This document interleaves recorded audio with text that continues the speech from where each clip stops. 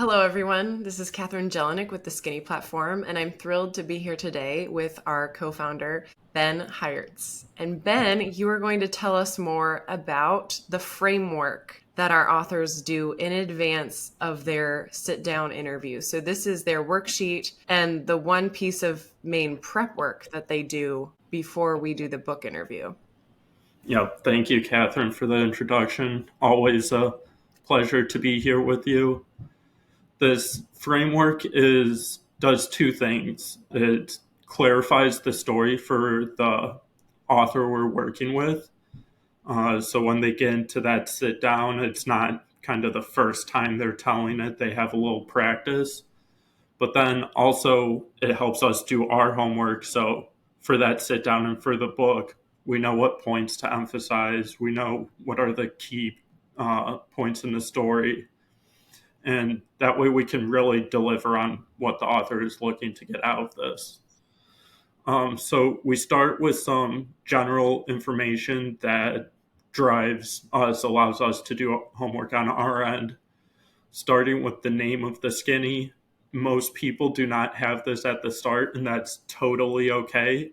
It's just a bonus if you have an idea, throw it in there, or if you have several ideas, throw them in there. The next one is that core concept. This is the goal of the book. What do you want to share with people, whether it's a subject matter you're an expert on, or a story, or you want to tell people about your business? This is the point you want to get across.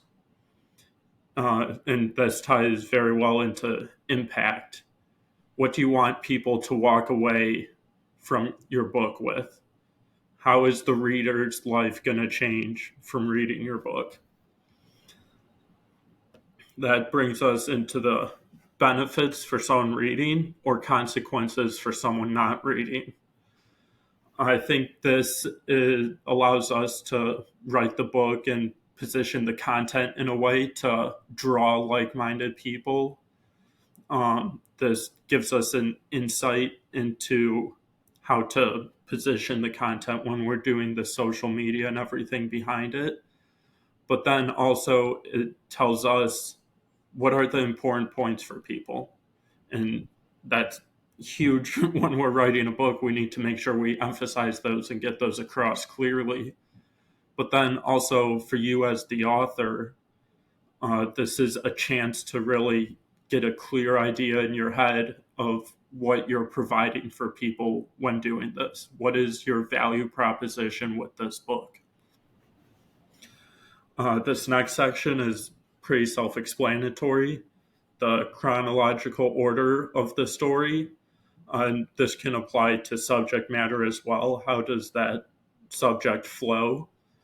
We're looking for 3 to 5 steps here. The key high-level points. Don't need to get every detail of the story down. You don't want to write your whole book here. But this gives us kind of those guideposts as we go through the sit down.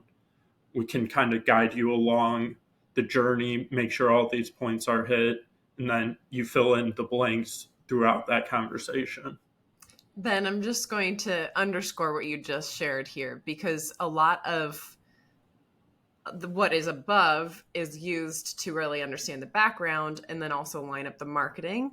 And then this piece right here where they put their shared experience or their content in order and layer it is really what I use when we create the outline for our sit down interview and go into that sit down interview. These are the guideposts, like you said, that we use in that conversation to make sure we're hitting on them. So I just want to underscore the importance of this section. It might be one of the easiest because it's what they probably know inside out, but it's really important for the work we're doing. Yep, exactly. Nailed it. And some people might look at this order and think, oh, you put what events happened before the experience after. Well, in our experience going through the writing process ourselves, we found that the story is the easy part to tell, but then going back and determining what caused that story or what led to it, there's some difficulty to that, to pin it down on one thing or one event. in some cases. But having it after, I think you can look back. Hindsight's always 2020. You can look back at it and say, "Oh, this was the moment that caused it." In this section here, we typically use as the hook for the book. So this is what's going to draw readers in, grab their attention, and hopefully relate to and say, "Okay, yeah, I need to read the rest of this book." This next part, I think, might be the one of the most important behind the story itself. These questions the reader should be thinking about and answering throughout the book. We like to position these questions not as general, how did this person get through this event, but we like to generate actionable questions so that the reader has takeaway, they get value from the book. One example might be for a book on sales.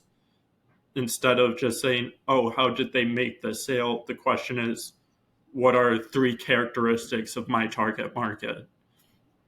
And I think having those actionable questions is how we provide that value, and the reader gets the benefits the author described above. And Ben, I'm just going to add to here, some of the books and some of the authors we're working with don't necessarily have like a worksheet they need the readers to do or Yep. can suggest for readers. Like your dad's book did have a worksheet and a QR code that led to that worksheet. But for a lot of authors, it's really just a few reflection questions that readers can ponder and even sit with after the book. And that's leading them to implement the wisdom that was shared in the book in their own lives or their own business. So these questions are really important because they allow the actionability of the story to occur for the readers. Yep. And for an author that doesn't have an existing framework or worksheet, but they do want one in their book, well, this is exactly how we'd go about making it, is starting with these questions. So I think it can serve multi-purpose on that front, as you're saying. In the final section here, what will your audience take away? This is tying back to that impact and benefits from it. This is, in your own words, the value you're providing and how you're going to provide that. This is important for us as we go through, highlight, make sure all key topics are hit, and really make sure your voice and your point gets across in a clear fashion. Wonderful. Ben, do you mind exiting the screen then so we can? Thank you for walking us through that. And so this is something to just clarify and confirm for our listeners. This is something that you and we sent to them upon them saying, yes, I want to do a skinny. And it's sent to them right away. And then it's something they return to us before the sit down, the interview prep call. Yep, exactly. Great. Well, thank you so much for walking us through that, Ben. And we'll be back soon with more information and nuggets from the skinny. Thank you.